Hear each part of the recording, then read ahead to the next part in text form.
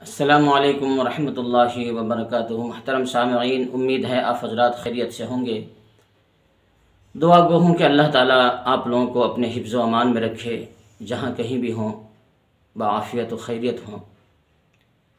اللہ تعالیٰ آپ لوگوں کی جان، مال، عزت و آبرو کی حفاظت فرمائے۔ محترم سامعین، چند باتیں کرنی تھی آپ لوگوں سے، اس لیے حاضر خدمت ہوا ہوں۔ بڑے ہی مفید باتیں ہیں، ویڈیو کے آخر تک آپ لوگ بنے رہیں، بڑا فائدہ ہوگا۔ بہت زیادہ ہی آپ لوگ کی ایمان کے اندر تازگی پیدا ہوگی۔ یہ کوئی دنیاوی باتیں نہیں ہیں، ادھر ادھر کے جوک یا مسخرے نہیں ہیں، بلکہ دین کی وہ اہم باتیں ہیں جس کی بنیاد پر ہمیں ایمان پر چلنا آسان ہو جاتا ہے، دین پر چلنا آسان ہوتا ہے۔ میرے محترم بزرگوں، دوستو، اللہ کے خزانے کی بہت ساری نعمتیں ہمیں ملی ہیں۔ اس میں ایک تو ایمان کی نعمت، اور ایمان جس کے صدقے میں ملا ہے وہ ذات گرامی ہمارے نبی آقائے مدنی تاجدار مدینہ محمد رسول اللہ صلی اللہ علیہ وسلم کی ذات گرامی ہے، جن کی وجہ سے ہمیں اسلام ملا، ایمان جیسی نعمت اللہ تعالیٰ نے ہمیں عطا فرمائی۔ میرے محترم بزرگوں، دوستو، ہم بڑے خوش نصیب ہیں۔ دین ملا تو سب سے بہترین دین، ان عند اللہ الاسلام، جو اللہ کے نزدیک سب سے پیارا بہتر دین تھا وہ دین۔ کلام ملا تو اللہ کا سب سے پیارا کلام، کلام اللہ شریف، جس کو کلام اللہ کا لقب ملا۔ اور امت، اللہ تعالیٰ اس امت میں اللہ نے پیدا فرمایا جو اللہ کے نزدیک خیر امت ہے، اللہ کے نزدیک سب سے پیاری لاڈلی امت ہے، جو سب سے اخیر میں دنیا میں آئی ہے اور سب سے پہلے جنت میں جائے۔ اس امت کے افراد دوسرے انبیاء کے لیے گواہ بنیں گے، یہ سب سے بہت بڑی فخر کی بات ہے۔ اور ہمیں نبی ملے تو سب سے افضل نبی ہمارے آقا علیہ الصلوۃ والسلام کے علاوہ جتنے انبیاء ہیں ان نبیوں سے اللہ تعالیٰ محبت فرماتے ہیں، اور یہ انبیاء بھی اللہ تعالیٰ سے محبت فرماتے ہیں۔ من یحب اللہ، یہ سارے انبیاء اللہ تعالیٰ سے محبت فرماتے ہیں، اور میرے اور آپ کے آقا علیہ الصلوۃ والسلام وہ ہیں من یحبہ اللہ، اللہ خود ان سے محبت فرماتا ہے۔ فرق ہے، سارے انبیاء اللہ سے محبت فرماتے ہیں، اللہ تو سارے مخلوق سے محبت کرتے ہی ہیں، سارے انسان سے محبت کرتے ہیں۔ اللہ سارے انبیاء سے محبت کرتے ہیں، وہ محبت الگ ہے، انفرادی کچھ اسپیشل کچھ محبتیں ہیں کہ من یحب اللہ، من یحبہ اللہ، اللہ خود میرے آقا سے محبت فرماتے ہیں، اس لیے ان کو حبیب اللہ کا لقب دیا گیا۔ کریم اللہ، روح اللہ، خلیل اللہ، وسیع اللہ، جتنے بھی ہیں وہ سارے کے سارے انبیاء وہ ہیں جو انبیاء اللہ سے محبت فرماتے ہیں، اور میرے اور آپ کے آقا وہ ہیں حبیب اللہ، من یحبہ اللہ، جس سے اللہ خود محبت فرماتے ہیں۔ اللہ اکبر، یہ ہے میرے نبی کا امتیازی شان۔ تو بہرحال میں ایک واقعہ پیش کرنا چاہتا ہوں جو ہمارے لیے بہت ہی عبرت آمیز ہے، اور ہمیں احساس ہو جائے گا کہ میرے آقا اپنی امت سے کتنے محبت فرماتے تھے۔ آپ لوگ ساری باتوں کو بغور سنیں، اندازہ ہو جائے گا کہ یہ کتنی ہی اہم بات ہے۔ واقعہ یہ ہے کہ ایک مرتبہ جبرائیل علیہ الصلوۃ والسلام اللہ کے نبی کے پاس تشریف لائے، لیکن اس حال میں آئے کہ غمگین چہرہ تھا، چہرے پر اداسی تھی، بڑے پریشان تھے۔ اللہ کے نبی نے پوچھا کہ جبرائیل، اکثر آپ آتے تھے تو بڑی مسرت اور شادمانی چہرے پر ہوتی تھی، حشاش بشاش ہوتا تھا چہرہ آپ کا، اور آج آپ آئے ہیں تو بڑے غمگین ہیں، اداس ہیں، کیا وجہ ہے؟ پہلے تو جبرائیل علیہ الصلوۃ والسلام نے کچھ نہیں بتایا، سر جھکائے بیٹھے رہے۔ اللہ کے نبی نے اصرار کیا اور پوچھا کہ بتاؤ تو صحیح، ماجرا کیا ہے؟ تو جبرائیل علیہ الصلوۃ والسلام نے فرمایا کہ مجھے اللہ تعالیٰ نے جہنم کے دیدار کے لیے بھیجا تھا، میں نے جہنم کا دیدار کیا، اور وہاں کے عذاب کو بھی میں نے دیکھا۔ اس کے 7 درجات ہیں، 7 درجات میں الگ الگ طرح کے عذاب ہیں، وہاں کی تکالیف کو میں نے دیکھا، اور یہ دیکھا کہ 7ویں جو درجہ ہے، سب سے نیچلے درجے میں آپ کی امت کے منافقین کو ڈالا جائے گا۔ پھر چھٹے درجہ، پھر پانچویں، پھر چوتھے، پھر تیسرے، پھر دوسرے، سارے درجات کا انہوں نے تذکرہ کیا، اور سب سے پہلے درجے کے اندر آپ کے امتیوں کے گناہگار کو ڈالا جائے۔ آپ کی امت کے جو گناہگار ہیں ان کو پہلے درجے کے اندر جہنم میں ڈالا جائے۔ اس لیے میں پریشان ہوں، میں مغموم ہوں اس بات کو لے کر کہ آپ کی امت کے جو گناہگار ہیں ان کو جہنم کے اس درجے کے اندر ڈالا جائے گا۔ اس کی وہاں کی تکالیف، وہاں کے عذاب کو میں دیکھ کر آیا ہوں، جس کی وجہ سے آپ کی امت کے لیے یہ فکر میرے اندر لاحق ہوئی ہے، جس کی وجہ سے میں اپنے آپے سے باہر ہوں۔ میرے اندر یہ سکت نہیں ہے کہ میں برداشت کروں کہ آپ کی امت کو جہنم کے اس درجے میں ڈالا جائے گا جس کے اندر اس طرح کی تکالیف۔ بہرحال یہ ساری باتیں گفتگو ہوئی اور جبرائیل علیہ السلام چلے گئے، لیکن اللہ کے نبی علیہ السلام کو وہ صدمہ لاحق ہوا اپنی امت کے لیے۔ آپ بڑے پریشان ہو گئے اس بات کو لے کر کہ میری امت کے گناہگاروں کو جہنم کے اندر ڈالا جائے۔ وہ لاڈلی امت، جس امت کو کیچڑ سے اٹھا کر، گندگی سے اٹھا کر، ضلالت و گمراہی سے اٹھا کر کے صراط مستقیم پر ڈالا، بڑی محنت کے ساتھ اس امت کو راہ راست پر اللہ کے نبی علیہ السلام کی قربانی سے ڈالا گیا۔ آپ نے کتنی ساری تکالیف برداشت کی، جسمانی اعتبار سے، روحانی اعتبار سے آپ کو ستایا گیا، آپ کے گھر والوں کو ستایا گیا، آپ کے صحابہ کو تکلیف پہنچائی گئی۔ یہ سب کچھ برداشت کیا اس لیے صرف کہ میری امت جہنم سے بچ کر جنت میں چلی جائے۔ لیکن جب یہ جبرائیل علیہ السلام نے آپ کو خبر دی تو آپ کو بڑا جو ہے صدمہ لاحق ہوا، بڑی فکر ہوئی آپ کو اپنی امت کے لیے۔ کیوں آپ اپنے امت سے اتنی محبت فرماتے تھے، اتنی محبت فرماتے تھے کہ آپ اندازہ نہیں کر سکتے۔ کبھی اللہ کے نبی علیہ السلام اپنے بیوی بچوں کے لیے نہیں روئے۔ جب بھی ہاتھ اٹھایا آپ کے آنکھوں سے آنسو کے قطرے گرے، اور آپ کو جب پوچھا گیا کہ آپ کیوں رو رہے ہیں تو فرماتے میری امت کی جو تکلیف ہے اس کو یاد کر کے میں رو رہا ہوں کہ میری امت کا کیا ہوگا میرے بعد۔ میرے محترم بزرگوں، دوستو،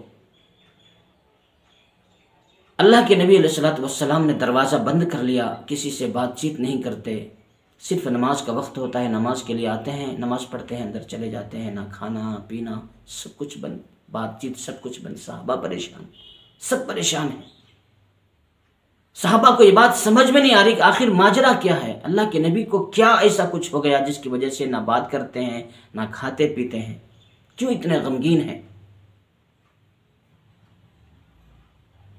میرے محترم بزرگوں، دوستو، بتاتے ہیں کہ صحابہ نے مشورہ کیا کہ کون جا کر کے بات کرے ان سے۔ پہلے کہا گیا کہ ابو بکر صدیق رضی اللہ تعالیٰ عنہ جو یار غار ہیں، آپ کے دوست ہیں، آپ جا کر بات کیجیے، ہو سکتا ہے آپ کی بات مان لیں۔ حضرت ابو بکر صدیق رضی اللہ تعالیٰ عنہ دروازے کے پاس جا کر دروازہ کھٹکھٹاتے ہیں، السلام علیکم یا رسول اللہ، دروازہ کھولیے، آپ سے بات کرنی ہے۔ ادھر سے کوئی جواب نہیں آتا۔ حضرت ابو بکر صدیق رضی اللہ تعالیٰ عنہ مایوس ہو کر واپس آ جاتے ہیں۔ پھر مشورہ کر کے حضرت عمر رضی اللہ تعالیٰ عنہ کو بھیجا جاتا ہے کہ اللہ کے نبی علیہ السلام نے فرمایا لا نبی بعدی، لو کان بعدی نبی لکان عمر، میرے بعد کوئی نبی نہیں ہے، اگر نبی ہوتے تو پھر عمر ہوتے، آپ کا وہ مقام ہے، اس لیے آپ جا کر بات کریں، ہو سکتا ہے آپ کی بات مان لیں۔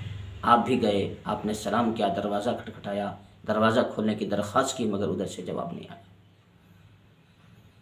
پھر یہ لوگ مشورہ کر کے حضرت علی رضی اللہ تعالیٰ عنہ کے پاس گئے اور حضرت علی سے کہا کہ آپ تو اللہ کے نبی کے چچا کے بیٹے ہیں، آپ کی پرورش ان کے پاس ہوئی ہے، آپ ان کے بھائی بھی ہیں اور آپ سے بے انتہا محبت فرماتے ہیں، آپ داماد بھی ہیں، اس لیے آپ کا رشتہ بڑا مضبوط ہے، آپ جا کر بات کریں۔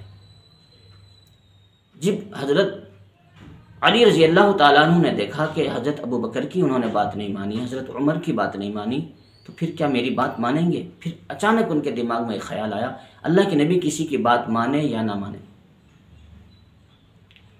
حضرت فاطمہ الزہرا رضی اللہ تعالیٰ عنہ جو اللہ کے نبی کی لاڈلی بیٹی ہیں، ان کی تو بات ضرور مانیں۔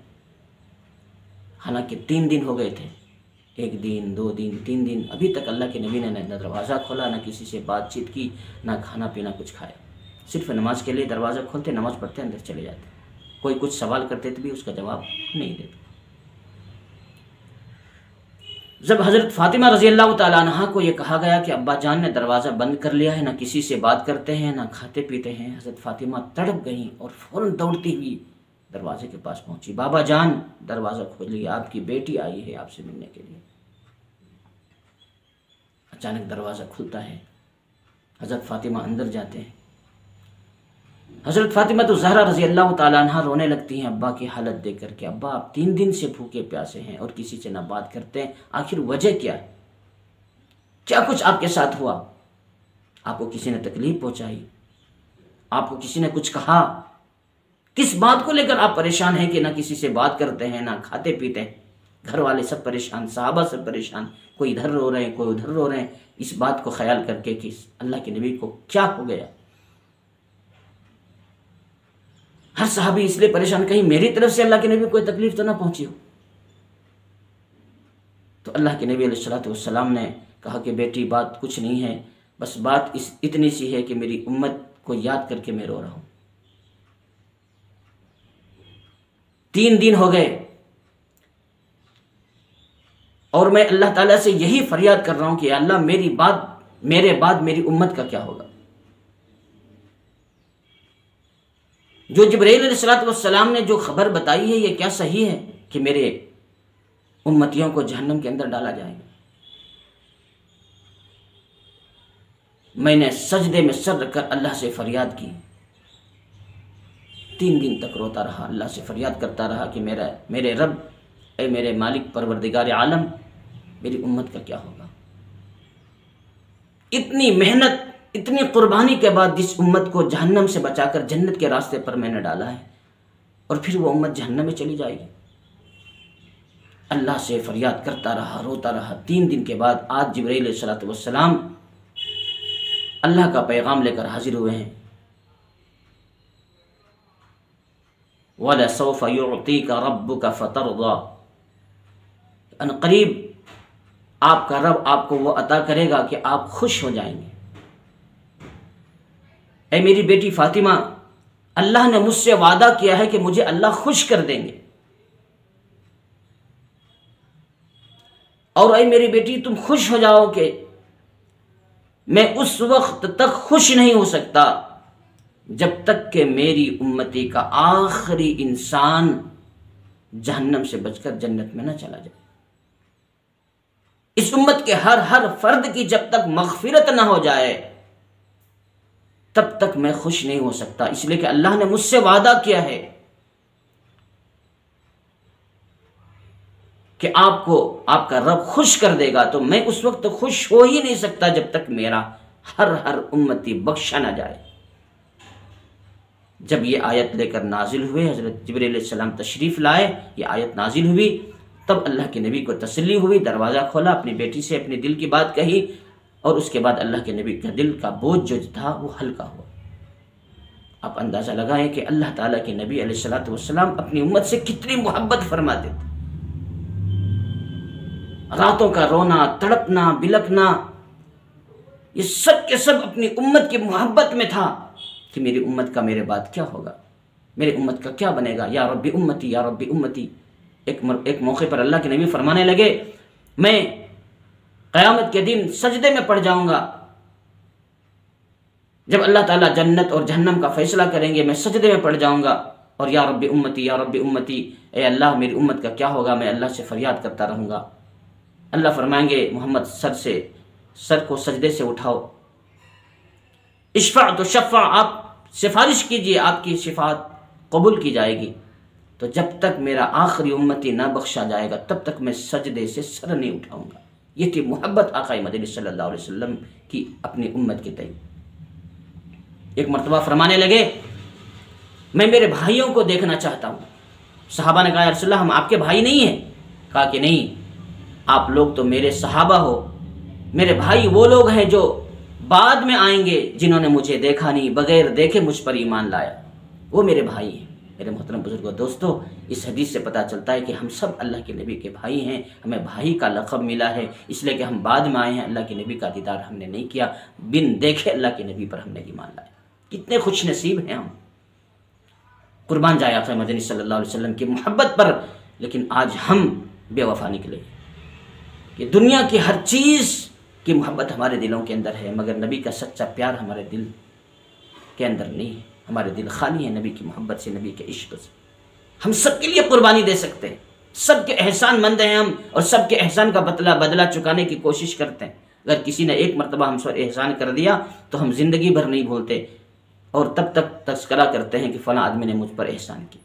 لیکن سب سے بڑے محسن ہمارے آقا مدنی صلی اللہ علیہ وسلم ہے، جس نے ہم پر اتنا احسان کیا ہے کہ ہم چاہ کر بھی ان کے احسان کا بدلہ نہیں چکا سکتے، مگر ہم بے وفا اتنے ہیں، درود پڑھنے کے لیے ہم تیار نہیں، نبی پر سلام بھیجنے کے لیے ہم تیار نہیں، ان کی سنت کو فالو کرنے کے لیے، اس پر عمل کرنے کے لیے ہم تیار نہیں ہیں، جن کی ایک ایک سنت ہمارے لیے مشعل راہ ہے، آئیڈیل ہے، نمونہ ہے۔ کوئی کرکٹر کو اپنا آئیڈیل بناتا ہے، کوئی فٹ بالر کو اپنا آئیڈیل بناتا ہے، کوئی فلم اسٹاروں کو اپنا آئیڈیل بناتا ہے، اسی کے طرح بال کٹنگ کرتا ہے، اسی طرح لباس پہنتا ہے، اسی طرح ایک چلنے کا انداز، اٹھنے بیٹھنے کا انداز، بات چیت کرنے کا انداز، سب ان لوگوں سے سیکھتا ہے، فالو کرتا ہے اس پر، اور بڑے فخر سے کرتا ہے، کہتا ہے کہ میں فلاں کا فالوور، یہ فلاں کا اسٹائل ہے، ننگے ناچنے والوں کا اسٹائل، یہ فلاں کرکٹر کا اسٹائل، اس پر اسے فخر ہوتا ہے، لوگ بھی واہ واہ کرتے ہیں، شاباشی دیتے ہیں۔ میرے محترم، اگر کوئی ہیرو ہے، اگر کوئی آئیڈیل ہے، سب سے بڑے آئیڈیل ہمارے لیے ہمارے آقا مدنی صلی اللہ علیہ وسلم ہیں، کہ جن کی زندگی ہمارے لیے نمونہ ہے، مشعل راہ ہے، ان کی ہر سنت، ان کا ہر طریقہ ہمارے لیے دنیا میں بھی اور آخرت کے اندر کامیابی کا راز لے کر آیا ہے۔ اگر ہم اس پر عمل کریں، دنیا بھی ہماری اور آخرت بھی تو ہماری ہے۔ کاش کہ اللہ تعالی ہمیں ان باتوں کو سمجھنے کی توفیق عطا فرمائے، نبی کا سچا پیار ہمیں نصیب فرمائے، نبی کے نقش قدم پر ہمیں چلنے کی توفیق عطا فرمائے۔ وآخر دعوانا ان الحمدللہ رب العالمین۔ محترم سامعین، اگر اس طرح کی باتیں آپ کو اچھی لگی ہو تو دعاؤں سے نوازیں، اور جو لوگ پرانے ہیں وہ تو جانتے ہیں، جو نئے حضرات ہیں ان سے میری درخواست ہے کہ اس چینل کے اوپر صرف نعت و نظم، واقعات و حکایات اور بیانات اپلوڈ کیے جاتے ہیں۔ آپ خدمت کا موقع دیں، ہو سکتا ہے آپ سن کر کے اس سے عبرت حاصل کریں گے، آپ کو فائدہ ہوگا، اس سے ہمارا بھی فائدہ ہوگا، ہمارے لیے نجات کا ذریعہ بنے گا۔ اس لیے اس چینل کو سبسکرائب کریں، شیئر کریں، اپنے دوست احباب تک اس ویڈیو کو پہنچائیں، اس طرح کی جتنے ہمارے چینل کی ویڈیوز ہیں، اور کمنٹ بھی کریں، اپنی رائے سے بھی ہمیں مطلع کریں۔ اللہ تعالیٰ آپ لوگوں کو جزائے خیر عطا فرمائے، اور آپ لوگوں کی ہر طور سے حفاظت فرمائے، آمین یا رب العالمین۔